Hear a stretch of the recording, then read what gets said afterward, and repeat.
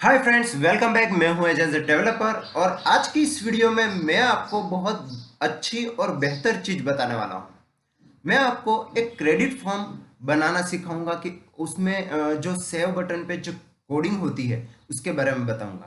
पहले तो वो काम क्या करता है, कैसे करता है, मैं थोड़ा सा वो इंट्रोडक्शन दे देता हूँ। जैसे मैंने यहाँ पर एक क्रेडिट फॉर्म बनाया हुआ है, उसके नीचे मैंने ये टोटल उधार अमाउंट कितना है वो दिया हुआ है। उसके बाद पार्टी का नाम और अमाउंट। तो हम यहाँ पर कैसे काम करेंगे वो मैं बता देता हूँ। जैसे मैंने किसी पार्टी का नाम लिखा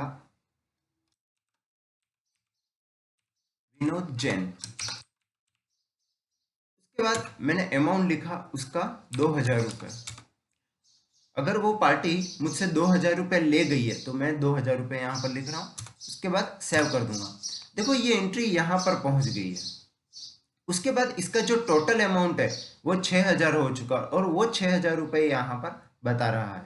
उसके बाद मैं एक और नाम लिखता हूँ, जय उपाध्याय। ये मेरे पास से 4,000 रुपये ले गया है।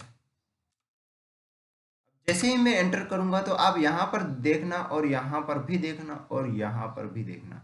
जैसे ही सेव बटन पर क्लिक करेंगे यहाँ पर एंट्री पहुंच गई है 4,000 की। यहाँ 10,000 रुपये हो गए हैं और यहाँ पर भी 10,000 रुपये हो गए हैं। तो इस तरीके से अपन क्रेडिट फॉर्म बना सकते हैं। हम जितनी पार्टियों का जो पैसा चढ़ाते हैं, जो पार्टियां हमसे पैसा ले जा रही है वो पैसा चढ़ाते हैं, तो उसका टोटल उधार अमाउंट यहाँ पर कैसे आएगा, इस सेव से ये डेटा यहाँ पर कैसे पहुँचेगा और यहाँ पर टोटल का फॉर्मूला कैसे लगाना है, आज हम उन सभी चीज़ों के बारे में सीखेंगे। चलिए सबसे पहले मैं यहाँ पर इसे क्लोज कर देता हूँ। उसके बाद यहाँ विजुअल बेसिक में जाते हैं और मैं इसके जितने भी कोड मैंने लगाए हैं वो मैं अभी सभी डिलीट कर रहा हूँ। स्टार्टिंग से समझाता हूँ कि किस तरीके से करेंगे हम। उसके बाद यहाँ शीट में एक फॉर्मूला लगाया हुआ उसे भी मैं हटा देता हूँ एक बार।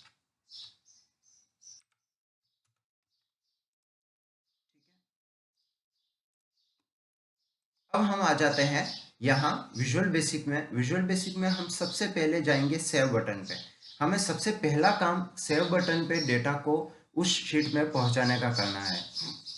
उससे पहले भी मैंने ये फॉर्म कैसे बनाया है और इस फॉर्म में क्या क्या चीज़ें दे रखी हैं उसके बारे में बताता हूँ। कि सबसे पहले मैंने यहाँ पर ये तो लेबल है, आप जानते ही हैं। देखो ये F4 बटन से ओपन हो जाता है। हम किसी भी, देखो यहाँ से क्लोज करता हूँ, किसी भी यहाँ पर टूल बॉक्स में जितने भी ऑप्शंस लिए हो किसी भी ऑप्शंस पे मैं क्लिक करके F4 बटन दबाता हूँ तो ये प्रॉपर्टी बॉक्स ओपन हो जाता है। अब देखो ये बता रहा है कि प्रॉपर्टी बॉक्स की मैंने यहाँ पर क्या चीज़ ली है। मैंने यहाँ पर कॉम्बो बॉक्स लिया हुआ है और यहाँ पर टेक्स्ट बॉक्स लिया हुआ है। देखो कॉम्बो बॉक्स क्यों जरूरी है और टेक्स्ट बॉक्स क्यों जरूरी है ये मैंने पिछली बहुत सारी वीडियो बनाई है उसमें बताया भी है। पर फिर भी एक एग्जांपल के लिए मैं बता देता हूँ कि टेक्स्ट बॉक्स सिर्फ टेक्स्ट को लिखने के ही काम आता है। पर कॉम्बो बॉक्स एक लिस्ट बन जाती है जिसमें एक लिस्ट ओपन होती है। जैसे मैं यहाँ पर उसको रन करके बताता हूँ, ये लिस्ट होती है। इस लिस्ट में आप जो भी दोगे वो चीज़ें अपन यहाँ पर पूरी पूरी लिखनी नहीं पड़ती, उसके लिए कॉम्बो बॉक्स का यूज़ किया जाता है। वो भी मैं आपको बताऊंगा इसमें कि क्या है कॉम्बो बॉक्स। उसके बाद ये जो है वो सारे लेबल है। ये जो यहाँ पर जो अमाउंट आ रहा है वो सभी लेबल है। ये भी लेबल है। तो इस लेबल से मैंने एक डिज़ाइन की हुई है और यहाँ पर कॉम्बो बॉक्स, टेक्स्ट बॉक्स और ये बटन दे रखा है। तो इतनी ही चीज़ें दी हैं। अब मैं आ जाता हूँ सेव बटन में। सेव बटन में क्लिक करेंगे। अब सबसे पहले अगर हमें डेटा को पहुंचाना है तो हमें रो काउंट करना बहुत ज़रूरी होता है। जैसे यहाँ पर ये 2 3 4 5 6 7, तो अब जो नेक्स्ट एंट्री आएगी वो 8 में आएगी। तो इसके लिए 8 को फाइंड आउट करना, मतलब उसका रो काउंट करना कि 8 पर ही एंट्री जानी चाहिए। तो वो रो काउंट करना बहुत ज़रूरी होता है। ये हर प्रोग्राम में जब डेटा को पहुँचाते हैं तो वो बहुत ज़रूरी होता है। ये क्यों ज़रूरी होता है वो आप किसी और वीडियो में मैं आपको बता दूंगा कि मतलब रॉ काउंट करना क्यों ज़रूरी होता है, नहीं तो डेटा उसी में पहुंचेगा। मैंने पिछली वीडियो में बताया भी है कुछ वीडियो में कि रॉ काउंट करना क्यों ज़रूरी होता है। अब मैं आपको सेव बटन में कोडिंग करना सिखाऊंगा कि क्या है। देखो यहाँ पर यूज़र फॉर्म 2 में यहाँ पर सेव बटन में जैसे ही डबल क्लिक करेंगे अपन प्रोग्राम में आ जाएंगे। उसके बाद मैं यहाँ पर थोड़ा सा एंटर एंटर कर देता हूँ। यहाँ पर कोड लिखना शुरू करता हूँ। जैसे मैं यहाँ पर डिम रो, सबसे पहले तो मैं ये रो काउंट का एक वेरिएबल ले लेता हूँ, जिसमें मैंने थोड़ा सा सी बड़ा करना है। हाँ, ये रो काउंट का एक वेरिएबल ले लिया एज अ लॉन्ग नंबर्स के लिए आता है। उसके बाद उस रो काउंट को फाइंड आउट करने के लिए, मतलब उस रो काउंट में क्या चीज़ आनी चाहिए, वो चीज़ है वर्कशीट।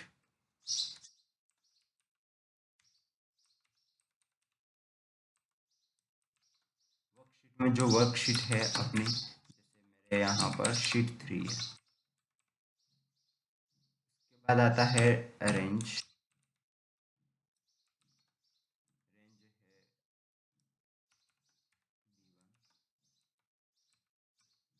B1 वाली रेंज फाइंड आउट करने में यहाँ पर आपको एक एग्जांपल के बता देता हूँ। ये शीट 3 है और यहाँ पर ये जो रेंज है वो B1 में है, वही रो काउंट होना चाहिए।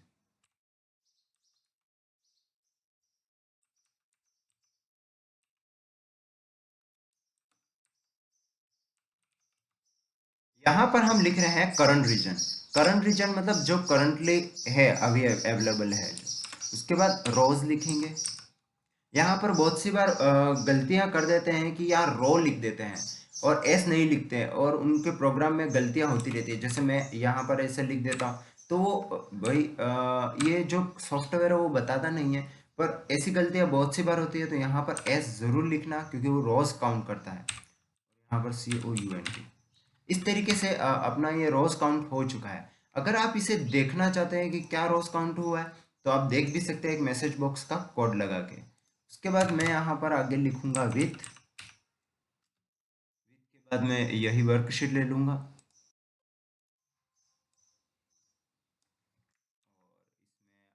यहाँ पर कॉलम कहाँ से लेने हैं, जैसे मैं यहाँ पर हर बारी A1 से लेता हूँ, A1 से ले लेंगे। उसके बाद यहाँ पर एंड विथ दबा देंगे। एंड विथ लेने के बाद यहाँ पर ऑफसेट सेट करेंगे।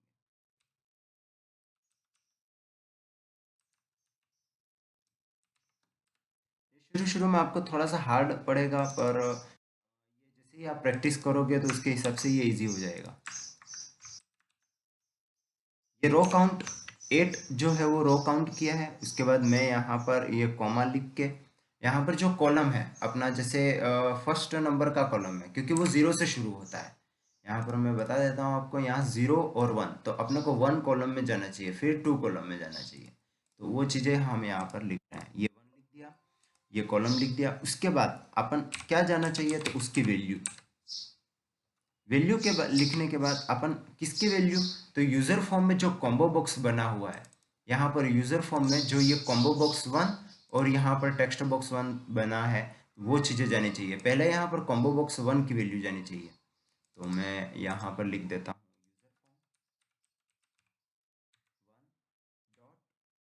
Combo box. जैसे ही आप टाइप करेंगे, जैसे कॉम्बो लिखेंगे, तो वो कॉम्बो बॉक्स आ जाएगा।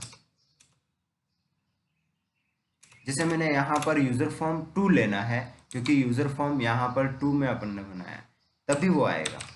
जैसे यहाँ कॉम्बो बॉक्स 1 डॉट वैल्यू। मैं यहाँ गलतियाँ भी इसीलिए कर रहा हूँ ताकि देखो, उस गलतियों को सुधारेंगे तो आप भी उस तरीके से आप गलतियाँ करते हुए उस गलतियों को सुधारेंगे, नहीं तो पता नहीं चलेगा कि क्या गलती हो रही है। उसके बाद एंटर।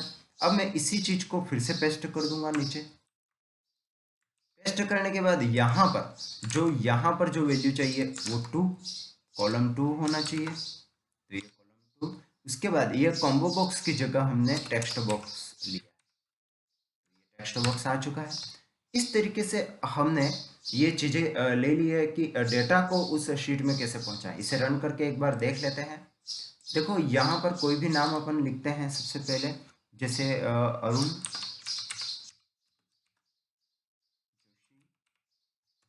और वो मेरे से 1000 रुपये ले गया। तो आप देख सकते हैं ये काम कर रहा है या नहीं। यहाँ पर सेव बटन में जैसे ही क्लिक करेंगे, तो देखो ये डेटा तो पहुंच गया, पर यहाँ पर ये चीज़ें क्लियर नहीं हुई हैं। मतलब यहाँ पर ये चीज़ें हट जानी चाहिए, तो वो हटी नहीं है। बाकी डेटा तो अरुण जोशी जो अपन ने बनाया था वो डेटा पहुंच चुका है। तो अपन उसके लिए कुछ करते हैं कि क्या है। तो हमें क्या है कि फॉर्म को रीसेट करना पड़ेगा। फॉर्म को रीसेट करने का एक कोड बनाते हैं अपन। जैसे मैं यहाँ पर एक कमेंट लिखने के लिए ये चीज़ें लिखता हूँ कि हम रीसेट का कोड बना रहे हैं।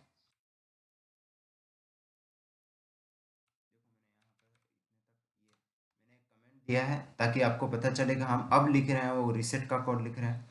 रीसेट का कोड लिखने के बाद अपने को ये कॉम्बो बॉक्स में जो वैल्यू है, इस वैल्यू को हमें खाली करना है। खाली करने के लिए हम डबल कोट का यूज़ करते हैं, इक्वल लिख के डबल कोट का।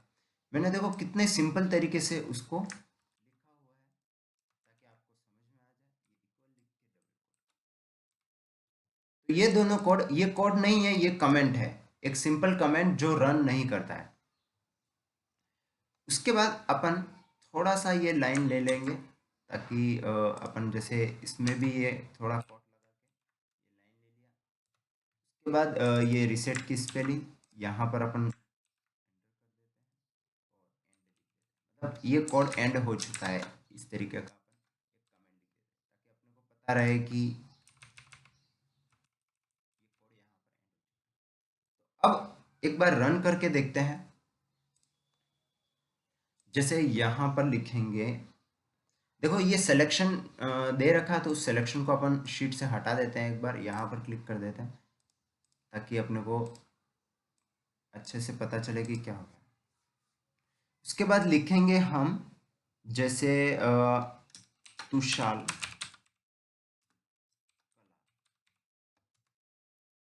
कलाल 1,000 रुपये मुझसे ले गया है।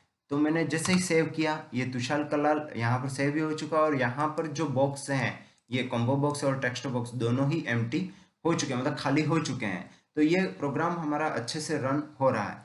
पर देखो हम जब भी ये काम कर रहे हैं, जैसे मैं एक और नाम लिख लेता हूँ, प्रकाश,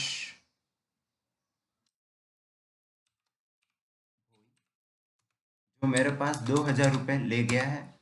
जैसे ही हम इस सेव बटन पर क्लिक करते हैं तो हमारा कर्सर यहाँ पर नहीं आ रहा है। जैसे मैं यहाँ पर कर्सर लाने के लिए मुझे क्लिक करना पड़ रहा है, तो वो चीज़ कैसे करेंगे, उसके लिए हम एक कोड लिखेंगे कि हमें कॉम्बो बॉक्स 1 में यहाँ पर कर्सर चाहिए, हमारा कर्सर यहाँ पर आना चाहिए।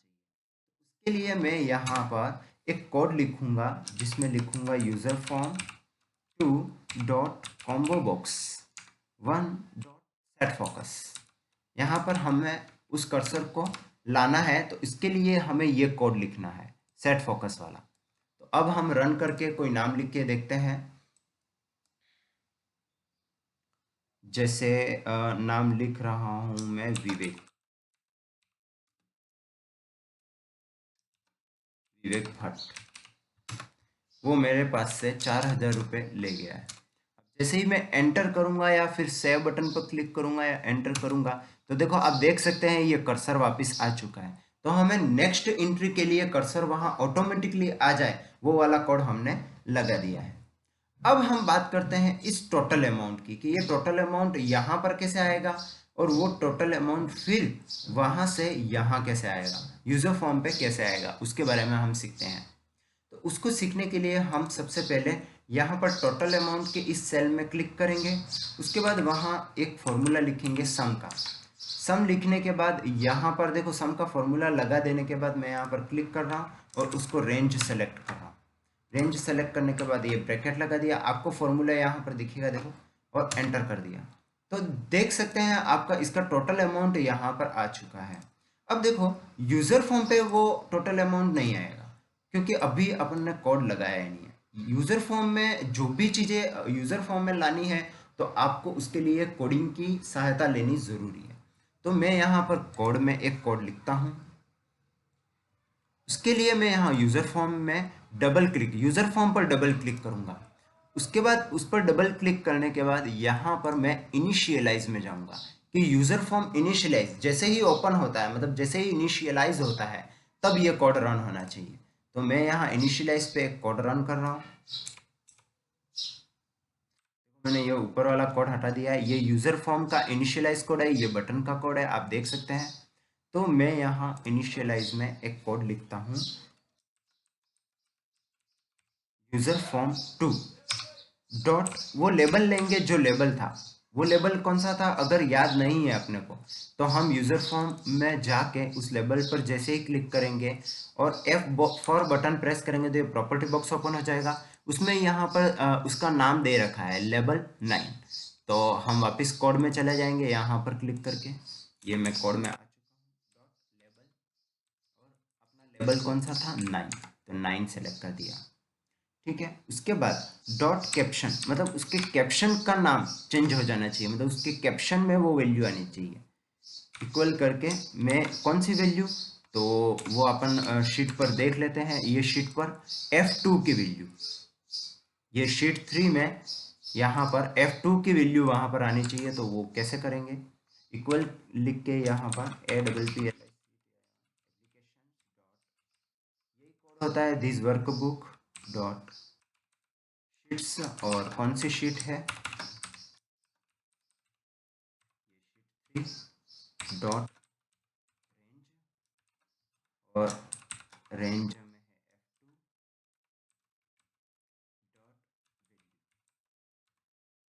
तो देखो, अब जब भी हम यूजर फॉर्म को इनिशियलाइज करेंगे तो वो वैल्यू यहाँ पर आ चुकी है।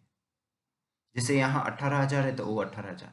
अब देखो ये RS वाली वैल्यू लाने के लिए, मतलब ये RS शब्द यहाँ लाने के लिए क्या करेंगे, तो उसके लिए हम इनिशियलाइज में जाएंगे और इनिशियलाइज में यहाँ पर जो कोड लिखा है उसके आगे एंड कर डबल कोट में थोड़ा सा स्पेस दे के RS लिखेंगे। अब देखो वो चीज यहाँ पर आ चुकी है,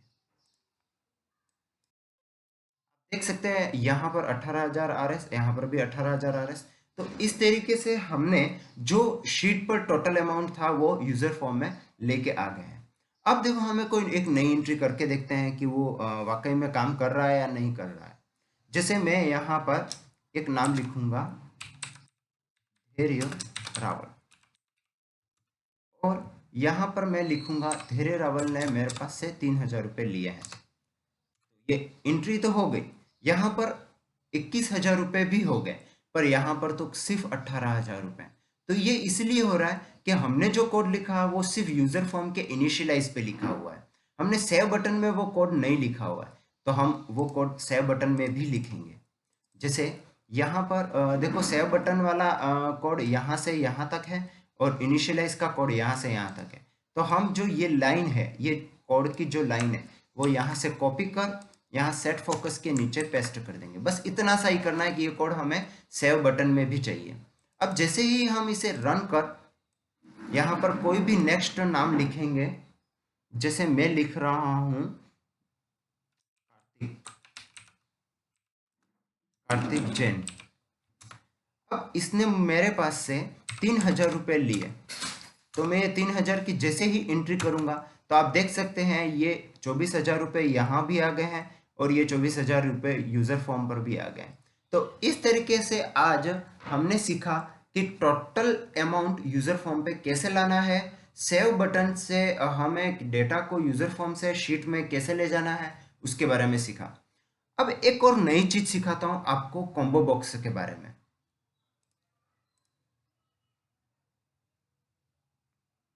हमें वीडियो भी देखनी है कि देखो वीडियो 18 मिनट की हो चुकी है। तो मैं यहाँ पर ये वीडियो एक स्टॉप करता हूँ। नेक्स्ट वीडियो में आपको इस कॉम्बो बॉक्स में ये सारी लिस्ट कॉम्बो बॉक्स में कैसे लाएंगे उसके बारे में बताऊंगा। तो आज के लिए बस इतना ही। Thanks for watching.